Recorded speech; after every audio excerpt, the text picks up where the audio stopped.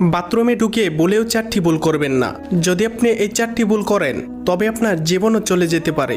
আল্লাহ তাআলা মানব জাতিকে সৃষ্টি করার 2000 বছর পূর্বে জিন জাতিকে সৃষ্টি করেছিলেন।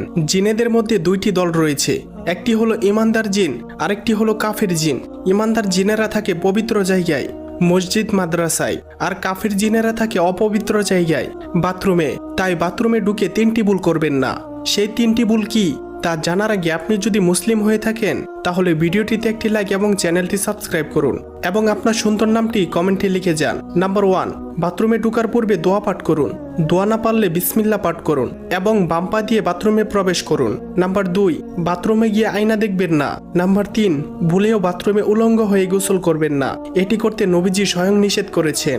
উলঙ্গ হয়ে গোসল করলে কাফের জিনেরা আপনার উপর আক্রমণ করতে পারে। নাম্বার 4, বাথরুমে ঢুকে সূরা বা দোয়া কালাম পাঠ করবেন না। এটি একটি মারাত্মক